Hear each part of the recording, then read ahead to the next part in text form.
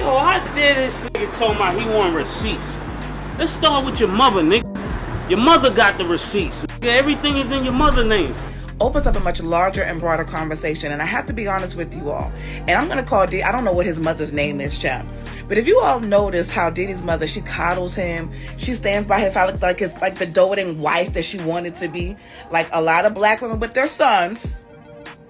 A lot of these young black males get away with this stuff because their mamas allowed them to do it.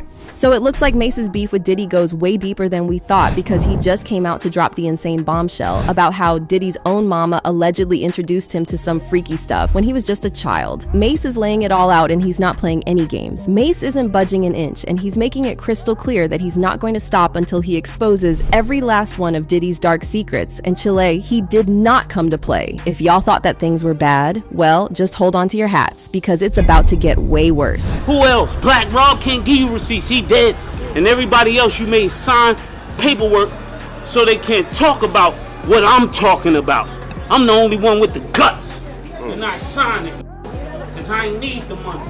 Okay, so y'all know how people have been talking about how Diddy is super twisted and wondering why he turned out to be so twisted. Well, it looks like Mace has all the answers for us, because he is now coming out to spill all the tea on Diddy, explaining how and why Diddy got caught up in this sort of behavior. You know, at first, fans thought that he kind of just got off on this type of behavior because Chile, the allegations that were brought against him in all 4 lawsuits by 4 different women. Girl, those allegations were concerning, to say the very least. Starting with Cassie's lawsuit, she had some very disturbing things to say about how Diddy treated her throughout the 11 years that they were together. The lawsuit claimed that Diddy SA'd Ms. Ventura in her own home after she tried to leave him, often punched, beat, kicked, and stomped on Ms. Ventura, resulting in bruises, burst lips, black eyes, and bleeding, forced Ms. Ventura to engage in intimate acts with male SWs while getting off on it and filming the encounters, demanded that Ms. Ventura to carry his firearm in her purse just to make her uncomfortable and demonstrate how dangerous he is, and introduced Ms. Ventura to a lifestyle of excessive alcohol and substance abuse, and required her to procure illicit prescriptions to satisfy his own addictions. His beatings often left her with bruises, and he was so desperate to hide this that he did all he could to hide it. The court documents said, over the next decade, multiple times each year, Mr. Combs would violently beat Ms. Ventura, leaving bruises on her body. After every instance in which he beat Ms. Ventura, Mr. Combs used his money and power to orchestrate extensive efforts to hide the evidence of his abuse, including by hiding Ms. Ventura in hotels for days at a time to let her bruises heal. She also claimed that Diddy allegedly tried to unalive his music rival, Suge Knight, and she said, for example, on one occasion when Mr. Combs and Ms. Ventura were using drugs together in his home, one of his security staff barged in and announced that Suge Knight, a longtime rival of Mr. Combs, was spotted at Mel's Drive-In Diner in Los Angeles. Mr. Combs began to get dressed, retrieved multiple guns from a safe, and ran out of his home to where he believed Mr. Knight was dining.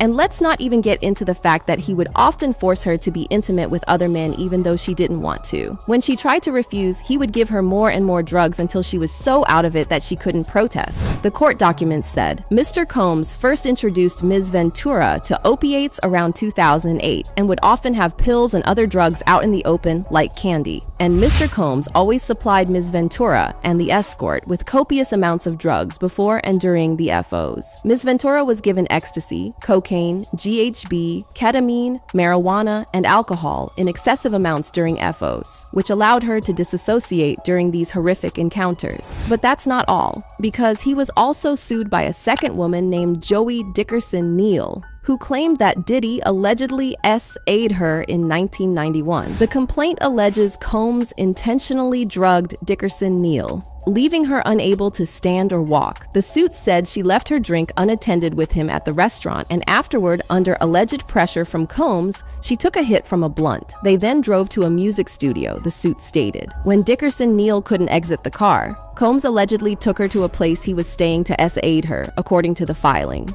Even worse, she revealed in the lawsuit that Diddy had made a video of him SA'ing her and he shared it around. Reports had it that days later, a male friend named Devontae Swing, a member of the popular 90s R&B group Jodeci, revealed to Joey that he viewed an adult tape along with other people, according to the suit.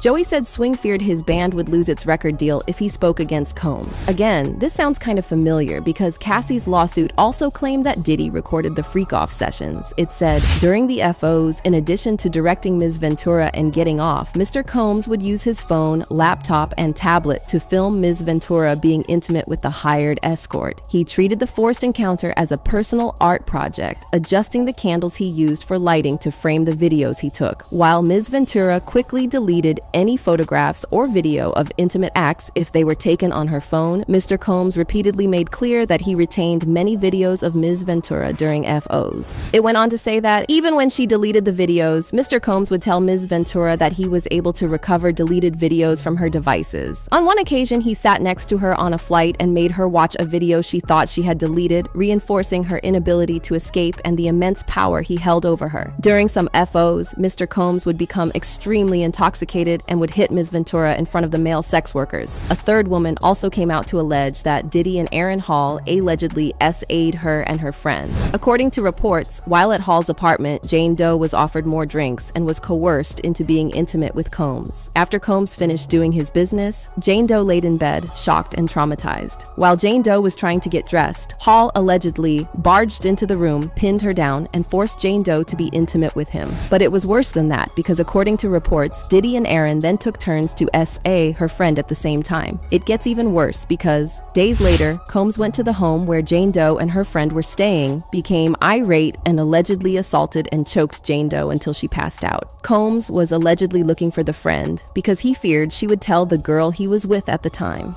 A fourth woman also exposed Diddy, Harve Pierre, and a third man of allegedly SAing her when she was a teenager. She filed a lawsuit with the same lawyer that Cassie used, and it said, while at the studio, Ms. Doe was SA'd by Mr. Combs, the third assailant, and Mr. Pierre in that order. While Mr. Combs was SAing Ms. Doe, he complained that he could not get off unless she pinched his nipples as hard as she could. Mr. Combs then watched on as third assailant, who Ms. Doe had not even realized had begun, SA'd Ms. Doe as she told him to stop. After third assailant was finished, Mr. Pierre took his turn and then forced her to give him oral action, during which Ms. Doe was choking and struggling to breathe. The lawsuit also said, when Mr. Pierre finished, he left Ms. Doe in the bathroom alone. Ms. Doe fell into the fetal position and lay on the floor. Her privates were in pain. Finally, after a period of time, Ms. Doe regained her bearings. However, she could barely stand up and had to be helped to walk out of the building and back into a car. She was taken back to an airport and flown back to Michigan. However, she has very limited recollection of her transport home and only remembers being in her car sometime early in the morning. That's disturbing. But then there's also the fact that he has been alleged to have groomed several young boys in the industry, including Usher and Justin Bieber. Usher lived with Diddy for a couple of years when he was just 13, and the things he has to say about his experience are just weird, to say the least. I mean, Diddy used to refer to it as puffy-flavored camp, which was creepy enough.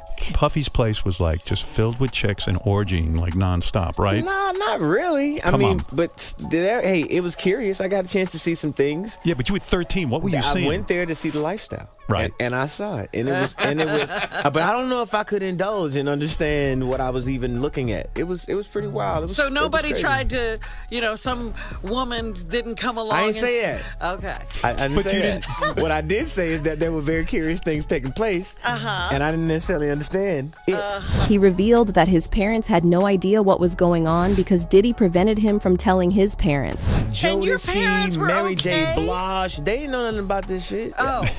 I was having a good time, you know what I mean? He vowed that he would never let his own kids do the same thing, and that's how you know that underneath the smiles and laughter, even Usher knew how messed up it was. Dad, now, would you ever send your kid to Puffy camp?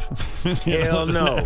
See? But Usher was not the only one, because y'all remember when he said this to Justin Bieber. So check this out, yo. Justin, you ever seen the movie 48 Hours? Right now, he's having 48 hours with Diddy, him and his boy. They're having the times of their lives, like where we hanging out and what we doing. We can't really disclose. There's also this blind item about how he allegedly gave Usher herpes as a teenager, and that Kim Porter was going to talk about it in her book before she passed away. So what was in Kim's book? You want to hear it? Here it go. Now, I cannot confirm or deny what's in this book, but ain't nobody fit Natasha K. me. So in this book, it detailed his relationships with men, footage of those encounters. It had the names of the men he slept with, a disease. Allegedly, Diddy giving Usher a disease. I mean, even the feds had reason to believe that Diddy was SAing young boys. According to reports, during a debriefing session with federal investigators, James Roseman, the music manager turned cocaine kingpin, was reportedly questioned about the sexual preferences of entertainers, including whether Sean Diddy Combs was having intimate relationships with underage boys, according to a U.S. District Court filing. A prosecutor then asked about entertainers' intimate preferences, including, but not only, Sean Combs having intimate relationships with underage boys. Chili, I could go on and on and on about this, but then we'd be here for a long time. So yeah, even though Diddy was getting a lot of hate for his alleged actions, people were still wondering why he's this way. Well, like I said, Macy has all the answers for us, and according to him, it allegedly has to do with his mom and the fact that he was allegedly messed up as a child. It shouldn't be so surprising that Diddy's childhood has a role to play in this, because a lot of experts believe that a person's childhood goes a long way in shaping who they are as an adult, especially if there was some trauma involved in the childhood. Well, according to Mays, this is the case because Diddy allegedly got screwed up big time as a child. From the way it plays out, Diddy was allegedly around drugs a lot as a child. His father, Melvin Earl Combs, was good friends with renowned drug lord Frank Lucas, who was considered to be one of the most notorious drug dealers in America. Lucas boasted that he smuggled heroin using the coffins of dead American servicemen. And the movie, American Gangster, is actually based on a true life story of Lucas's life. It's unclear how and why Diddy's father Melvin became friends with Lucas, because Melvin served in the US Air Force. So why on earth was he friends with such a shady character when he was in law enforcement? Well, as it turns out, Melvin and Lucas were more than just friends, because Melvin was an associate of Lucas and Melvin also sold drugs. Talk about walking both sides of the line. But it wasn't only Melvin, because his brothers, who were Diddy's uncles, also sold drugs as well. Melvin was killed when Diddy was around 2 to 3 years old, and it was believed to be a botched drug deal that went sideways. Diddy has always spoken about how the death of his father was hard on him, like the time he said, "My father was a hustler who sold drugs." During his time, that was the way out of Harlem, either that or playing basketball. They say you can't miss something you never had, but that's only a little ways, right? There's definitely been times as I've gotten older that I've missed my father, his presence, not being here. He claims that his mom then moved him out of the area because she didn't want him getting caught up in the same lifestyle or being around drugs. But considering the things that have been said about him, she took the boy out of Harlem, but she was unable to take Harlem out of the boy. Cassie revealed that Diddy used a lot of drugs, and that's not even counting the drugs that he allegedly tricked her into taking.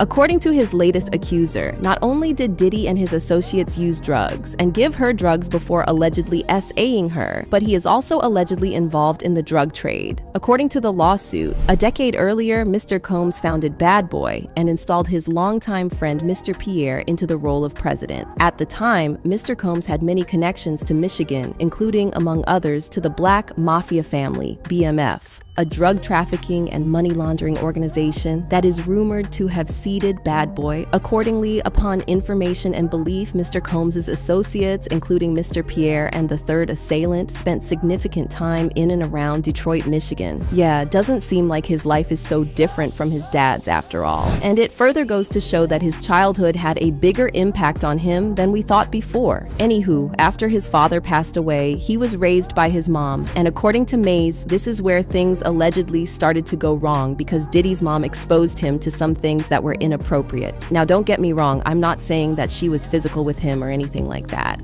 But over the years, people have talked about how Diddy and his mom have this weird, flirty energy that's just so inappropriate on so many levels, and Mace is here to break that down for us. Before we get into the crazy things that Mesa has to say on this topic, let's talk about why he is even exposing his former boss to start with. I mean, Diddy made Macy famous when he signed him to Bad Boy Records, so shouldn't Mesa be showing some gratitude to Diddy and showing some loyalty as well? Well, Mace has made it clear over the past couple of years that he has absolutely zero loyalty to Diddy, and it's on sight if they ever meet face to face. You see, according to Mace, Diddy isn't exactly an upstanding businessman because he often cuts shady deals and signs his artists into bad record deals. On top of that, he doesn't pay his artists. And Macy claims that Diddy never paid him for the work that he did while he was at Bad Boy Records. He also claimed that he wrote most of Diddy's raps at at the time, but Diddy neither paid him nor gave him due credit. Diddy, on the other hand, claims that he wrote his own raps. He also claimed that Mace didn't make a lot of money under Bad Boy Records, which is kind of hard to believe, considering that Mace had a total of 5 platinum singles, 5 Hot Rap Songs #1 singles, and 6 Billboard Hot 100 Top 10 singles in just 2 years. Not just that, but Diddy also mocked Mace for becoming a pastor after leaving Bad Boy, calling him a fake pastor who was trying to deceive people. You know, I did one album with Mace.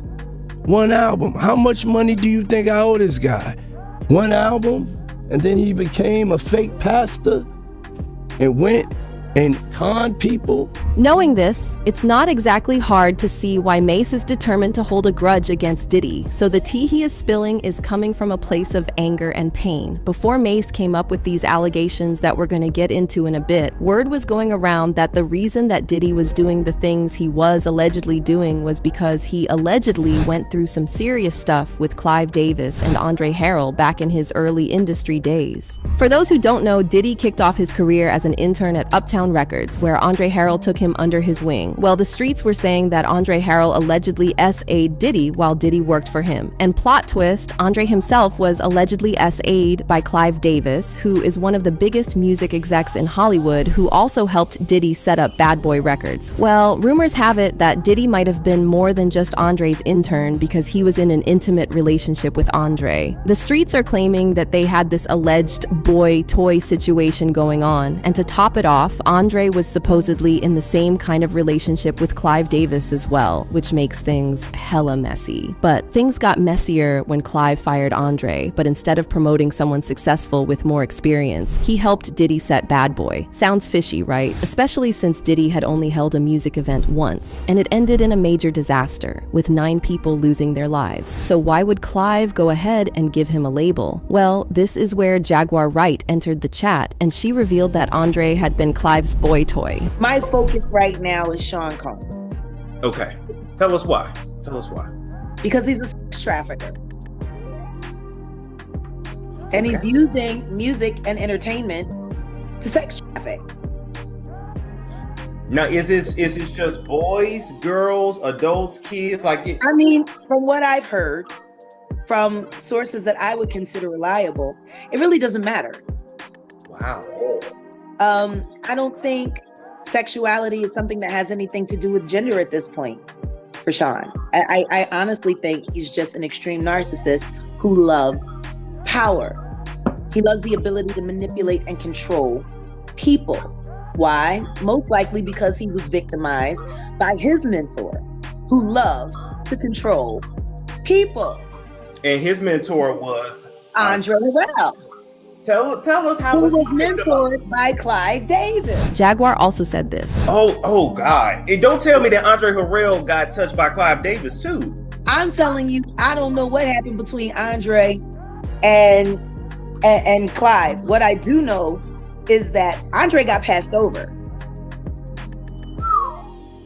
Like, how do you go from being the president of Uptown and losing your entire company to your intern?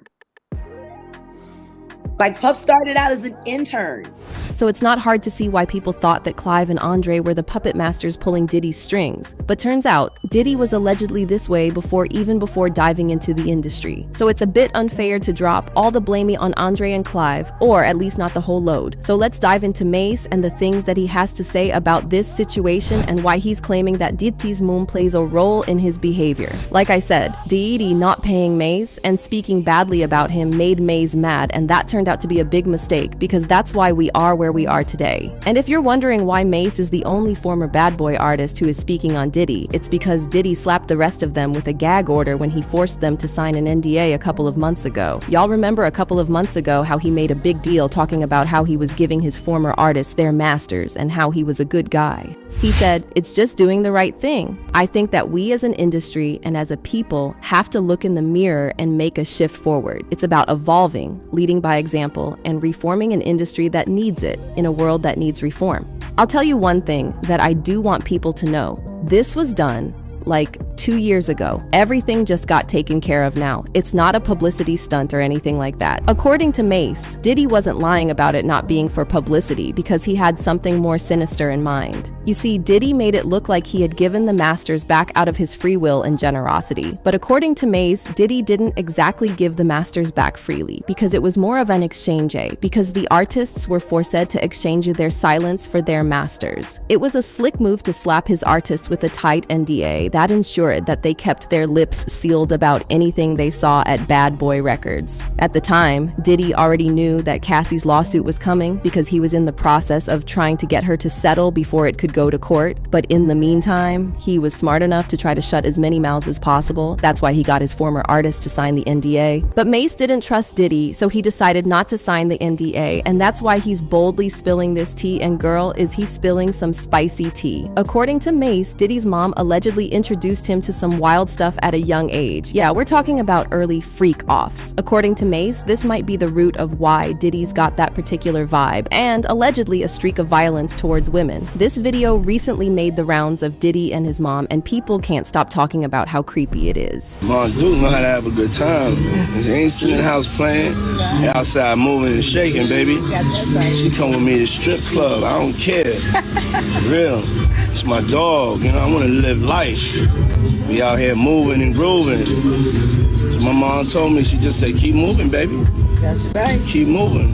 Don't stop. She could touch the floor with her palms, you know? Flat.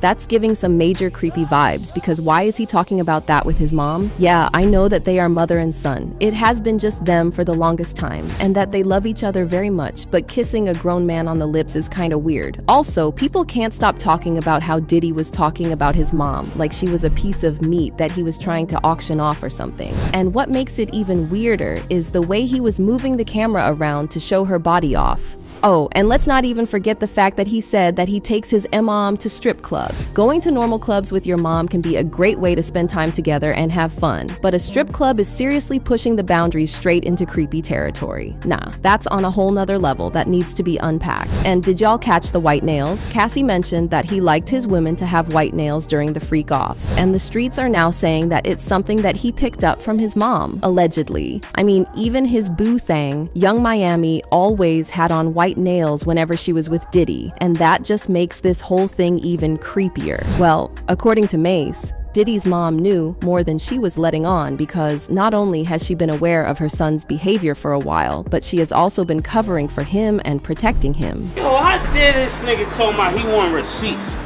Let's start with your mother, nigga. Your mother got the receipts, nigga. Everything is in your mother's name.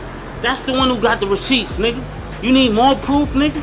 Biggie ain't here, so Big can't give you no receipts. He dead. Craig Mack can't give you receipts. He dead. What are you talking about? Who else? Black Rob can't give you receipts. He dead. And everybody else you made sign paperwork so they can't talk about what I'm talking about. I'm the only one with the guts. You're not signing, nigga, because I ain't need the money. With Diddy and the other accused of SA opens up a much larger and broader conversation, and I have to be honest with you all. And I'm gonna call Diddy. I don't know what his mother's name is, chap. But if you all noticed how Diddy's mother, she coddles him, she stands by his side like it's like the doting wife that she wanted to be. Like a lot of black women with their sons. A lot of these young black males get away with this stuff because their mamas allowed them to do it. Because had his mother stopped him back in the day, he would have never did it the second time. See, I've been in the room with a lot of black women who coddle their sons. Oh, he's so handsome. Look at him. He's sitting there playing a video game, girl. He's not no damn scientist. But how they hold their black sons up, and they esteem their black sons, and they shun their black daughters, tells you all a lot about what's going on right now. And let me tell you something. A strong black mother who loves their son would never allow that to happen. Now, that does not take Diddy off the hook by any means. He's trash. Okay, lock him up. But at the end of the day, allegedly, if he did it. But at the end of the day, did his mother call him to the carpet? No. See, because Diddy had the purse strap and she wanted the money. So in order for her to keep her money coming in, she had to keep her son happy. And she did not say, hold on for a second, son, hold on for a second. I love you now. But I love you enough to tell you that you should never be putting your hands on a woman or never be trying to abuse her or put her with other men.